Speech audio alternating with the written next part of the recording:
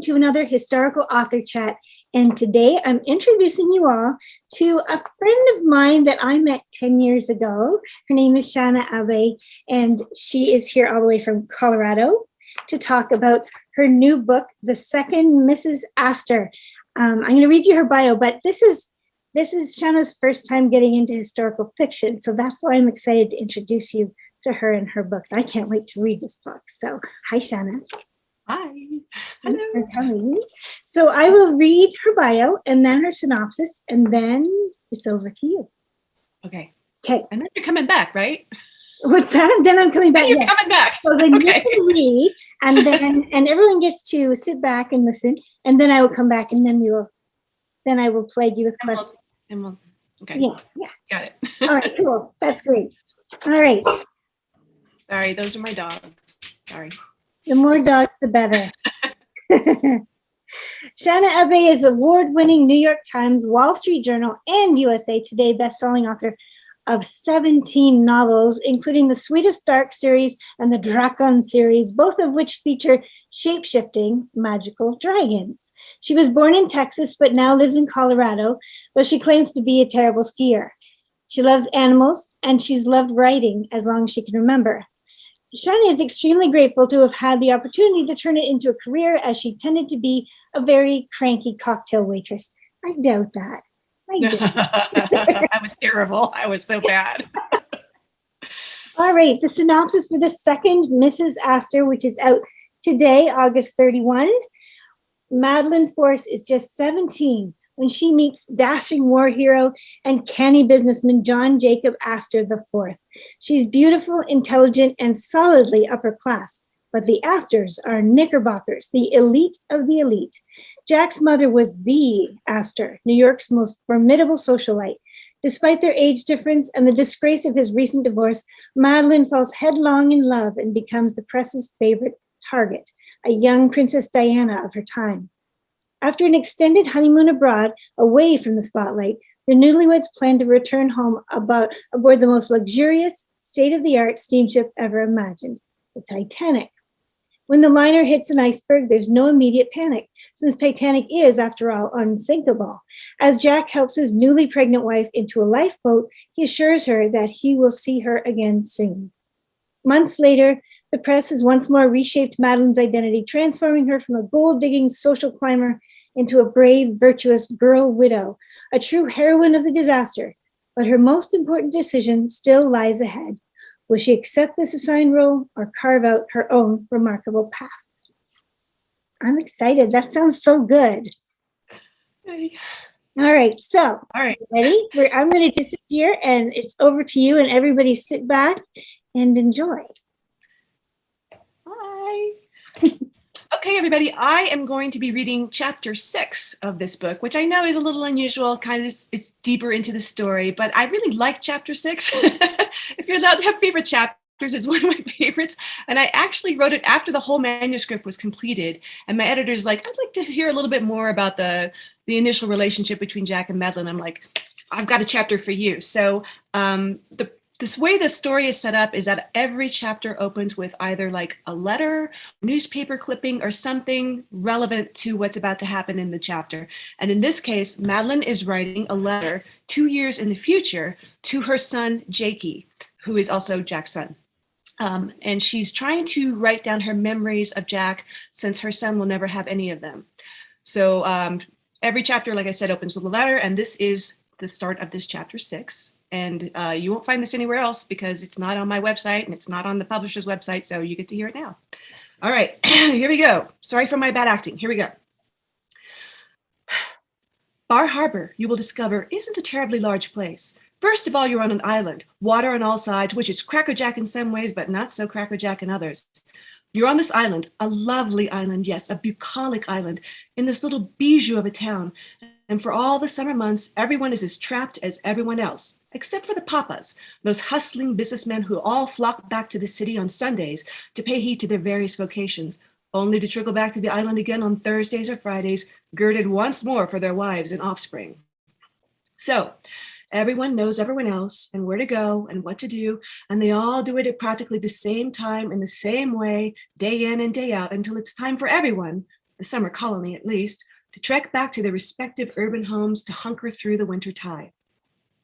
No one in their right mind wants to winter on the island, not if they can help it, with the Arctic wind screaming down and the snow blowing horizontal and ice caking thick as planks over the houses and walkways and spiky dead gardens. Anyway, everyone knows everyone else, the locals and the cottagers alike, and everyone has their own familiar routines. From the person nibbling lobster rolls while idling in a hammock, listening to the wind stir song through the birches, to the person who brought the lobster rolls to the person in the hammock, to the person who brought the lobster to the cook, to the lobster man himself. There really aren't any strangers in Bar Harbor proper. That's why when the newspaper men began to drift in, everyone noticed.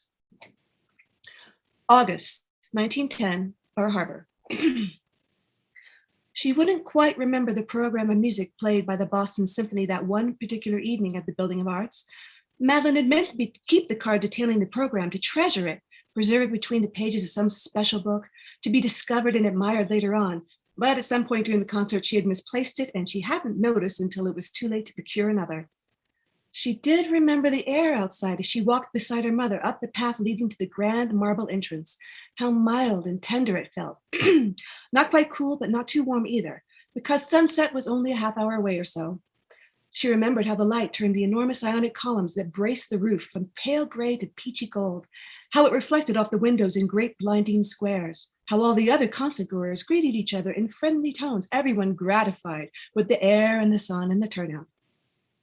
She remembered their seats, somewhat near the back third of the interior hall, but not unreasonably so, her own right at the end of the aisle, sitting there with Mother, fanning herself at the program card, wishing she could peel off her gloves.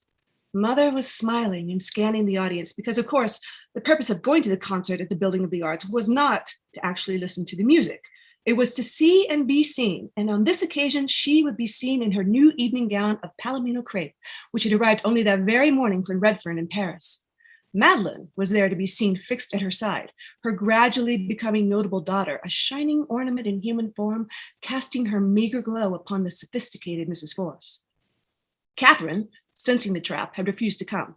Father had escaped back to New York days ago, and Jack was here, standing before them. He stood with his hat in his hand, his tanned fingers distinct against the black beaver brim. He smiled down at her as if he hadn't been gone for days, as if he hadn't just materialized from the air as he always did. She glanced to his left and his right, but his son wasn't in view. Only the man himself, bowing his head to her mother, lifting his gaze back to Madeleine, bidding them both a good evening in that quiet, pleasant voice as people pushed by him along the aisle. "Good evening, Colonel," said Mrs. Force. "We hadn't heard you were in town again. My final meeting was canceled. Fellow missed the train in Pittsburgh, so I was able to sail a little sooner than I planned. I did hope to return in time for the concert. Madeleine mentioned you might be here, so it's happy luck I found you." "How well you look tonight, Madeleine. That shade of green suits you." "Thank you," she said, acutely aware of how quiet the members of the audience in their immediate vicinity had become. "Where are you seated, Colonel?" inquired Mrs. Force. "Oh," he said, gesturing with a hat, "I'll be standing in the back. All the other tickets had sold. It's the price I pay for my tardiness." "Nonsense," said Mother. "You must take my seat." "Madam, I could never take—" "I insist. Look there, right there, is my friend, Mrs. Silas Reynolds. Her husband could not attend at the last moment, and so she has an empty seat right next to hers." Mother turned and waved to a woman stationed at the far other end of the hall, who lifted her hand and returned the wave so instantly Madeleine knew they had planned the entire maneuver. Heat climbed up her neck, flooded her cheeks. No one could possibly be fooled, least of all a man as sharp as Jack. "There, you see, I shall have her empty chair, and you shall have mine, and everyone will be happy." Madeleine couldn't bear to look up at him. She couldn't look at anyone. She kept her gaze trained on her hands, her fingers and knuckles clenched in a white satin ball on her lap. "Are you certain?" Jack was asking gravely, as if she were sacrificing her arm or her heart's blood. "Positively. I would never be able to enjoy the music knowing you were stuck there in the back. You'll be wonderful company for Madeleine. She's mentioned she's missed you very much, you know, even though it's been only days." Madeleine closed her eyes. Her face felt on fire. "Mother, please." "Well, you did, and now you don't have to." Mrs. Force came to her feet. Jack said, "At least allow me to escort you to your friend." "I wouldn't want to bother you." "It's no bother at all. Now I insist." Sorry, I need a drink of water. Mother brushed past, and Madeleine stood to let her by, and then she and Jack were looking each other straight on. He was smiling, really smiling, but in a way that looked like a secret. His lips pressed closed, the corners tipped. There was merriment behind his eyes, but she couldn't tell if he was amused at her or her mother or the whole scheme so clumsy and obvious. Sorry, she mouthed, and his smile grew. He looked back to her mother, offered his arm. Mrs. Force, shall we, before the musicians file in? They slipped away, Jack a full head and a half taller than Mother, who always walked with the straight dignity of a ballerina, no matter how transparent her intrigues. Madeleine resumed her seat. After a moment, she summoned enough pluck to lift her chin, finding the thick card of her program again and using it as a fan, casually, easily, as if she had not a single care. From the edges of her vision, she felt their stares, all the people seated around her appraising her, whispering behind their hands. She felt their curiosity, their disdain and titillation shivering along her skin. He returned just as the lights were dimming, once, twice, thrice, to let the audience know it was nearly time to stop gossiping and preening and at least imagine for the next hour or so that they had gathered together as one to be uplifted by the magnificence of the performance, by the hard work and mastery of the musicians and conductor and composers. She made herself look up at him as he settled against the velveteen cushions. She'd abandoned the program as a fan, but couldn't stop herself from twisting the slim bangle on her left wrist around and around, a band of silver firm as a manacle against her glove and bones. I'm afraid she's not very subtle, she said. Jack tugged his waistcoat straight. I'm quite accustomed to ambitious mamas. Yours was obliging enough to read my mind, at least. Did she? The secret smile returned. He gave her a sideward look. She did, and I thanked her kindly for it, too. Madeleine sat back, relieved and yet still mortified. The burning bulbs in the chandeliers above them sank away into cherry, into cinders, into ash. She hesitated, then whispered, If you encourage her, though, she'll never stop trying to throw us together. Madeleine, he replied quietly, leaning his head toward hers. What on earth makes you think I want her to stop? This was why she would not remember the music played that night by the accomplished musicians of the Boston Symphony Orchestra, nothing beyond the first few dramatic notes of Bach's Fantasia in G minor. Because in the newly fallen darkness, Jack had reached over and taken her hand, and he held it the entire while, the entire performance, while Madeleine's cheeks went warm again and her heart bloomed like a savage flower inside her chest. It was the habit of the audience of the Building of Arts to wend slowly outside again once the affair was done, the play or music or lecture, where they would discover vendors in rolling wooden carts parked in the grass, selling sarsaparilla tonics or hot frankfurters or oysters or roasted corn by lantern light. Any children in attendance would immediately begin tugging on their parents' arms, pleading for pennies, only to run amok once they claimed their prize, darting from cart to cart to decide which treat looked best. And although most of the ladies in their fine gowns and gemstones declined to handle the mess of a shucked oyster or a buttery ear of dripping corn, a small slice of cake might be acceptable, as well as a glass of lemonade. As a child, Madeleine would have been delighted with the corn, with the sweet tonic or the sharp mustardy frankfurter. But as she said to Jack before, she wasn't a child any longer. She was a young woman wearing white satin gloves and a dress of jade silk. And so when Jack Astor turned to her beneath the evening sky and asked if she would like anything, anything at all, she glanced around the carts until she found the ones selling cider donuts, because they were easy to eat and always came with a thick paper napkin to hold the crumbs. Perfect, he said, my favorite. Really? Really? Mrs. Force, for you? Mother shook her head. She would not risk her new gown, not on its very first wearing. The donuts had been fried during the day by the wife of a fisherman and were sold at night by her daughter, a freckled girl of about 15, and they were always moist and dense and tangy with apples.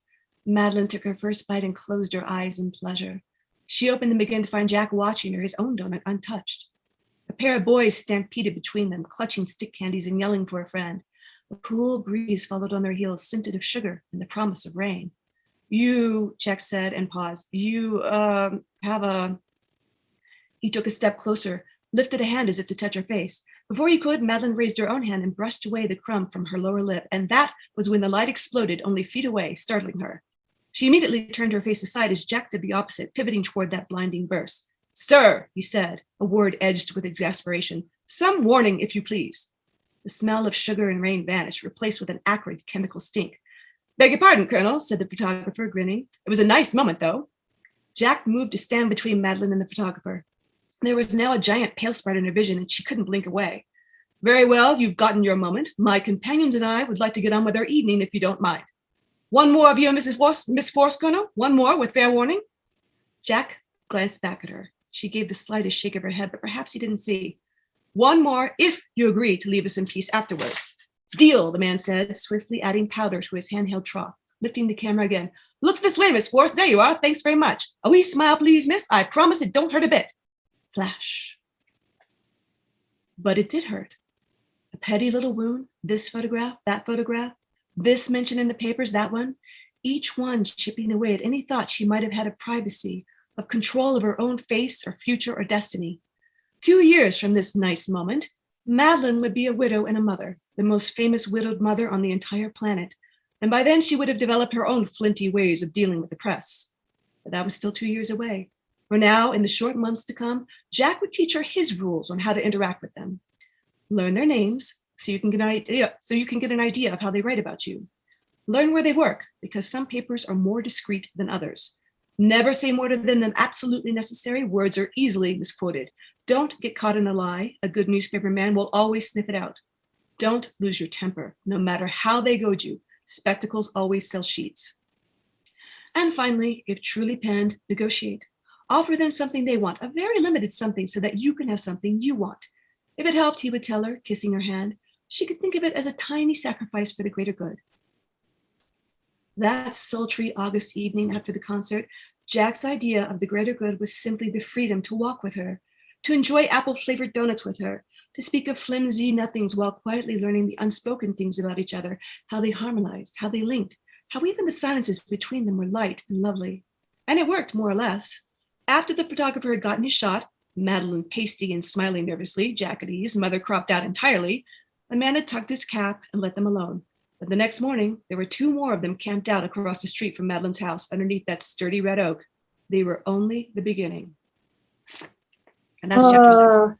I love that. Hang on a sec. I'm going to come back in here if my computer will let me. There. Got it.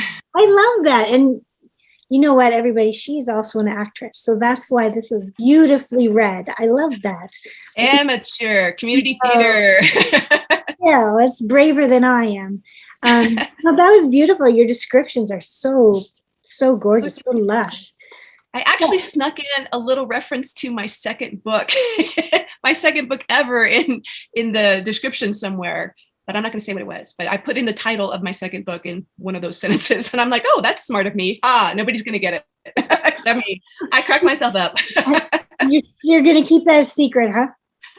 If you want, I'll tell you. You want to know? Yeah. It was The Promise of Rain. Okay. Scent of the Promise of Rain. So I just put that in there. I'm like, hey, that works. So you've written, that would be from historical romance you've written, right? You've done historical romance and fantasy. Yes. Right? And so what drew you to historical fiction? What brought you to this? It was not actually my idea. It was Kensington's idea. They contacted my agent and said, hey, do you have anybody who could write about the Gilded Age and maybe Titanic? And my agent knew that I loved the Gilded Age. And in fact, it was where I set my last YA fantasy fiction series. So she's like, hey, you want to give it a shot? I'm like, yes, I do. And then I had to figure out a protagonist. And I always thought Madeleine Astor sounded very interesting, like this young teenage socialite that everybody was like talking about. In the movie, it's not as apparent. I mean, she has a little cameo, but it's not as apparent as it was in real life. Madeleine was enormously famous and enormously infamous because of just who she fell in love with. And she was shunned and she was admired, and she had this crazy experience with Jack. And I just thought, well, that's something worth writing about. Yeah. In real life. That sounds fascinating. Yeah. So that would have gone into a lot of research. And you're probably like the difference between writing. I have never written anything to do with shape-shifting dragons. So I know nothing about what you do on that side of the genre scale. But this kind of research must have been so different. Like what did it entail? Where did you start? Open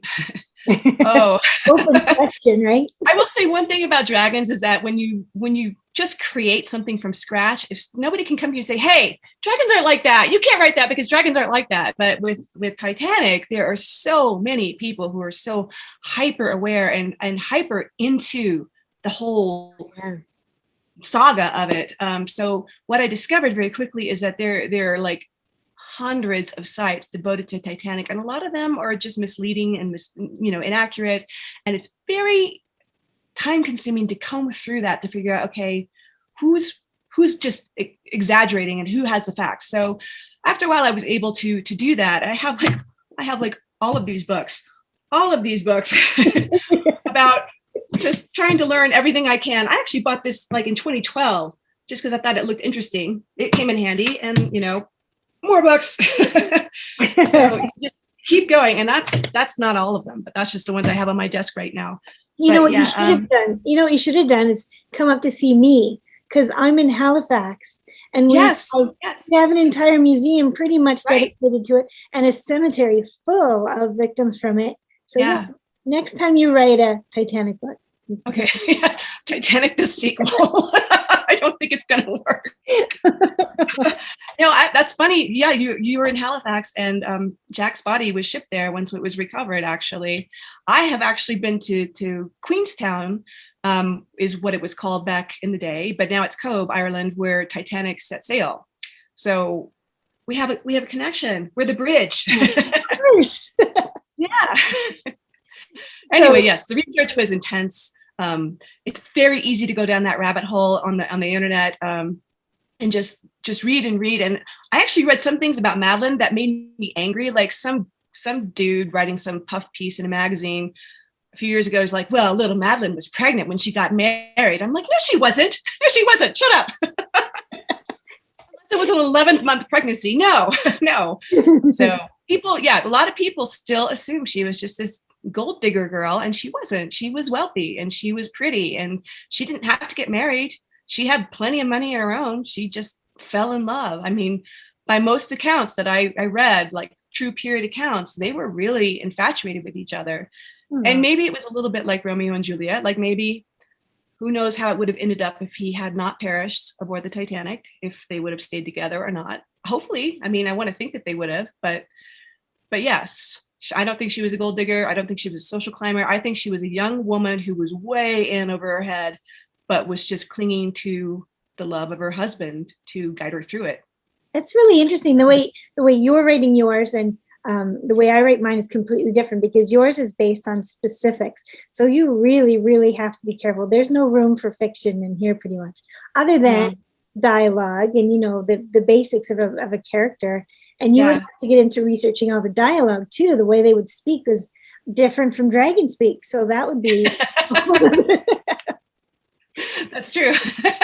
part of it. Yeah. I learned a lot about Titanic too. Boy, I learned that one of the things that made the tragedy so much worse is that the officers on either side of the ship, as the ship was sinking, in charge of loading the lifeboats, Officer Lightoller on the port side interpreted women and children. That was the order, to mean women and children only. The officer, who I think was the third officer on the starboard side, took it to mean women and children first. So if you were a man on the starboard side, you had a chance to live, basically. Well, first class man.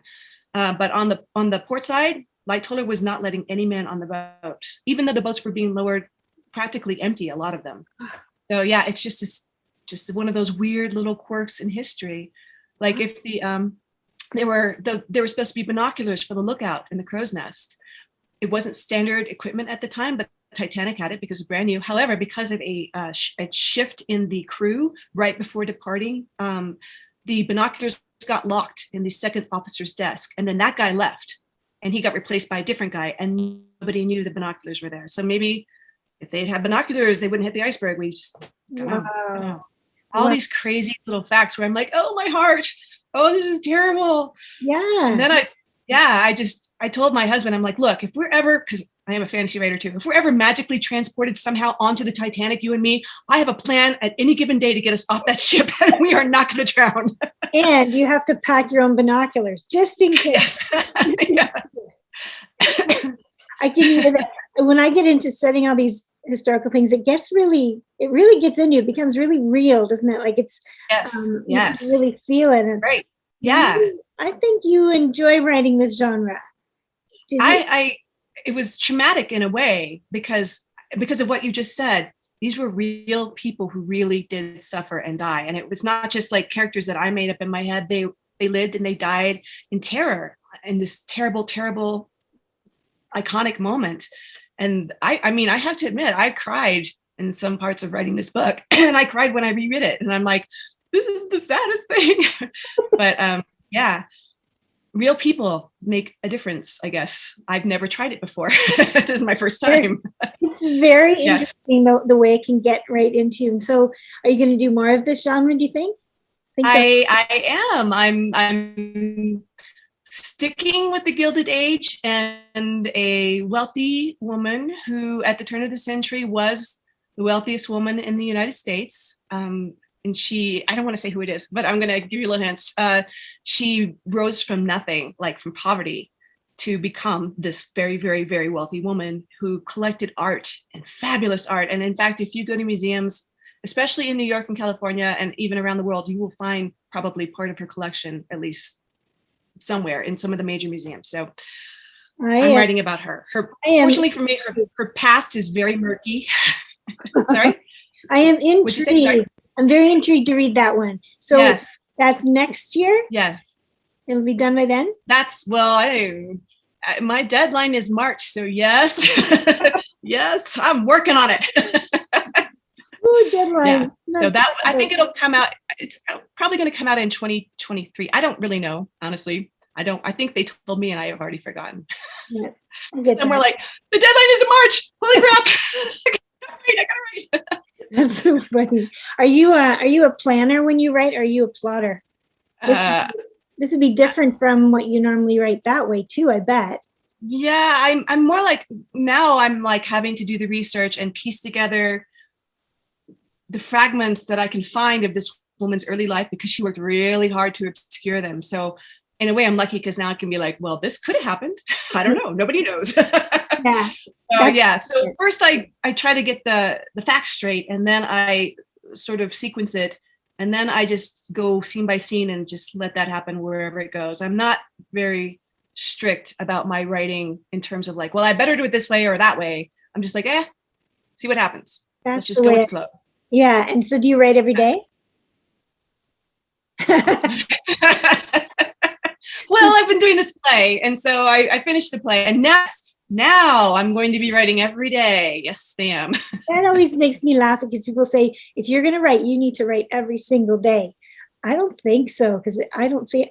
But a lot of my stuff and your stuff now is research. So it's not technically writing, or is it? Who knows? It's work. I mean, it's still part of the job. So it's not like you're just watching TV or something. Exactly. You're doing your job. It's just that you're not doing that particular part. You're not doing the writing part. You're doing the thinking, plotting, research part.